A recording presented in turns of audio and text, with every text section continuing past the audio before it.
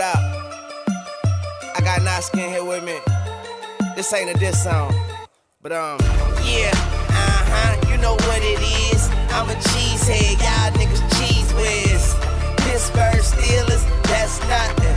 That Super Bowl ring, that's nothing. Pull up in your town when you.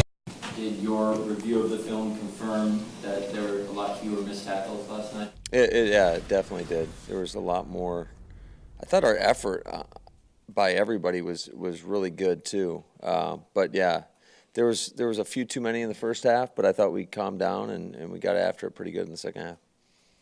How do you balance this week in terms of making sure you and Goody get a look at, some competition spots that you want to look at, but also continue to, work on stuff for, week one and just the continuity aspect of your team? Yeah, we're actually going to sit down as a staff and kind of go over the schedule for the week, because there is, you would like to get a jump on the season opener, but there's still some, just like you said, there's still some positional battles that are going on. And you want to make sure that these guys going into the last preseason game are well prepared in terms of what they're going to see, and so that they can go out and play good quality football. Along those lines, if you wanted to play your starters yesterday, obviously that went out the window. Do you have to adjust your practice schedule this week to give them a little bit more of something, or do you just kind of move on? We're going through all those situations. A lot of it's going to depend upon who's available for us, from an injury standpoint, how we can potentially maybe even, split up the team and have two different practices going on. Is there anything to update on Curtis Bolton's knee? You saw him on. Yeah, you know what? Going forward, we're not going to talk about any more injuries until we have to, till week one. But then you'll talk openly and honestly about them. Sure. We have to. That's all right.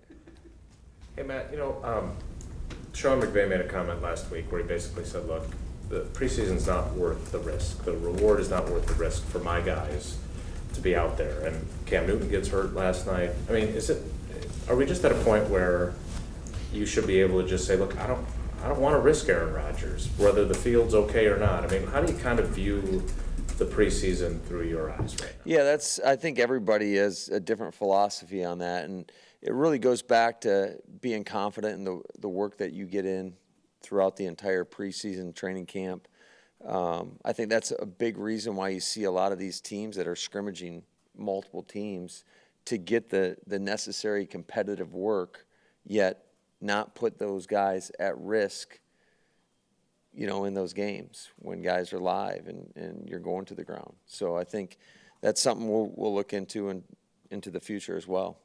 So I know you got grilled pretty good in Winnipeg about why you didn't play. Do you really want to go there? So is it just fair to say that because the Raiders didn't play their guys and because there were questions about the field, you changed course with Aaron? Yeah, I think that's fair. That's fair to say. It was just something in my gut. I was told when you get this job and to always trust your gut, and the risk reward wasn't worth it to me. What do you think you're going to do at inside line? I know we're not talking about Curtis Bolton's injury, but you do have some question marks there with Oren's chest injury, et cetera. What do you kind of think of your options that are left, and do you maybe need to go out and get some more? Yeah, I'll tell you what. I had a good talk with Goody about that this morning, and I know that they're looking at everything every available option, and we're brainstorming as a staff as well to see what we have to do. But I'm pretty confident that we'll find the right solution. Speaking of inside linebackers, what did you think of Ty's night last night, tying that together along with the tackling improvements? Yeah, again, young player. There was some good. There was some that he's got to improve upon, and I think that's true of a lot of our guys. But I thought the tackling was better.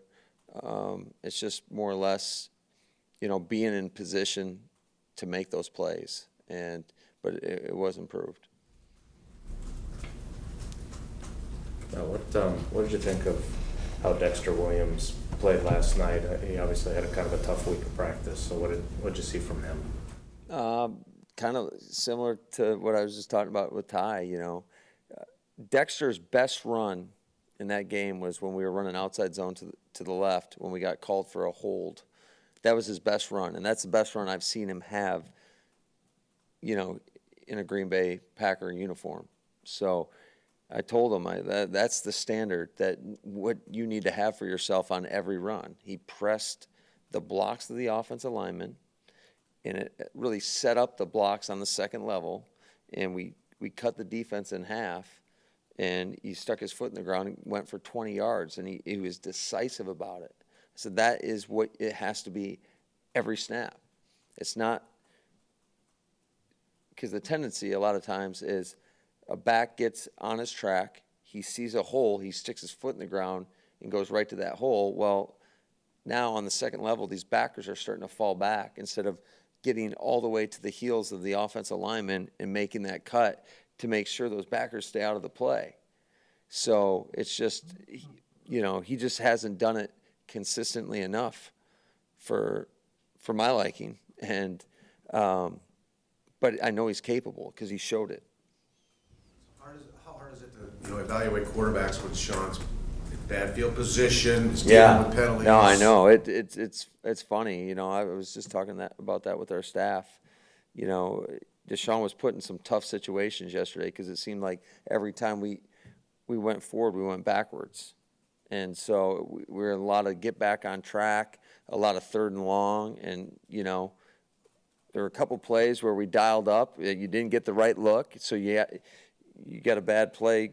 You got a bad play call, essentially, for that play. But, it's just one of those things that you just got to take it in stride and try to learn from. There were a couple plays out there that we'd like him to make that didn't get made, but it's just you got to learn from it and move on. I don't know if you thought much about play time for the finale, but I'm balanced. I'm sure you want to see more of Deshaun and Tim, but also needing to maybe see a little bit more of Manning as well. I balance kind of what to do with those guys. Yeah, that's something we'll talk about as a staff this week. But it's always tough to give all those quarterbacks enough reps, whether it's in practice or in the game. That is a challenge. So that's something we'll talk about as a staff here over the next day or two, and we'll have a good plan for that. We obviously saw Tim, he made throws, he completed those passes, he moved the team. But what did you see that maybe stood out to you from just an operation standpoint, from his vision, that maybe we just, we don't see with the naked eye? Yeah, no, I just think the plays that were there to be made, he made, and that was encouraging. But yeah, I thought the operation was solid. There were a couple plays in there that there's one play in particular that I kind of got them all messed up on in terms of called it one way, flipped the play, and called it another way, and then Tim did a nice job though of the play didn't come out exactly as we called it, but he did a good job of communicating to our other 10 guys on the field and made the play work, and we hit Trevor Davis on it for a first down gain. So it was a good job by him of making it right, even though it wasn't perfect. So what's you think going to be the deciding factor between whether he's your number two or Deshaun's your number two, assuming that's still a question? Yeah, no, it's just we're going to evaluate from here until that decision has to be made. So there's a few more practices left out there, and then the game certainly will be a big part of that as well. Is there anything you haven't seen from those guys that you still are kind of looking to see and having one more game left? Again, I think it's what we talk about on a daily basis. It's just can you put together back-to-back days and show that consistency that we're trying to establish in that position. So, Matt, going back to that story you just told about the play call with Tim, I mean, you're still a rookie too at the head coach. What are you talking about? You've got a lot of experience since January, but it's still new to you. So what have you're not at risk to get injured during games, so this is valuable for you. It's basketball that you're at risk in. Sure. What have you taken out of this, and what have been the lessons that you've gotten so far in your kind of dry run before the games count? Yeah, no, it's been great just having to, be in charge of the game management piece, but still you're calling plays and you're still trying to think ahead. So that's why I wanted that game to take place, because every opportunity that I have to go out there and go through that process is good for myself and for our staff. So just to make sure our communication's on point, we're getting the necessary information down from the press box to myself, and staying in tune to when the defense is out on the field. Still working through the timeout process a little bit, because I can't just take off and run and call timeouts in certain situations when you get down into that red area, because I was at the end of the game there, we wasted about 6-7 seconds. I'm screaming timeout, and the officials can't hear me, but I can't take off and sprint. So, just working through all that stuff. Two more, please. You talked about Dexter a minute ago. What have you seen in Trey, who's, at least based on the pecking order, who's been ahead of Dexter? What's kind of put him above Dexter in that race for the third guy? I think just overall knowledge of knowing what to do, especially when it comes to pass protection. And, I think Trey's done a really nice job. I think he runs hard. He finishes forward.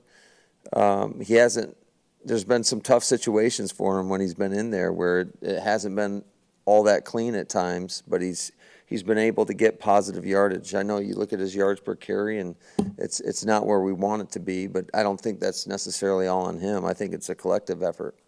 Going back to the timeout thing, I know you have a designated kind of challenge guy.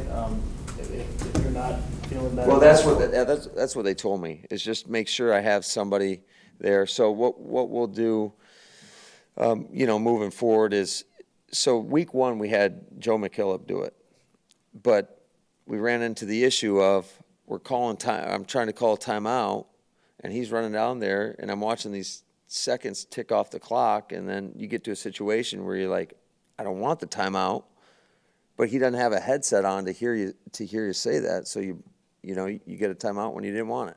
So it needs to be somebody with a headset on, and since we'll have Luke Getsy be that guy, because he'll be right there, right in line with where the line of scrimmage is, and it'll be easy. I'll just communicate to Luke. That's what we went to in that game actually last night.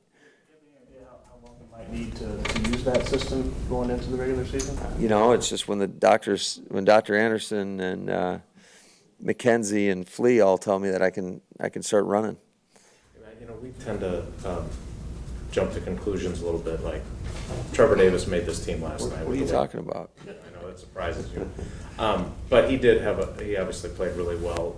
Did he confirm things you already knew about him, or did Trevor even show you some things that maybe you hadn't seen yet, or really got you excited? No, it was just cool to see him carry it over from practice to the game, and he's been out for a while now, so we gave him a decent amount of plays, and then he was playing on special teams, and I think we have to get him back into football shape, because it looked like he started to get a little tired towards the end there. But, when his number was called, he made plays, and that's what we're going to continue to ask from him. But he answered the bell, and he did a nice job.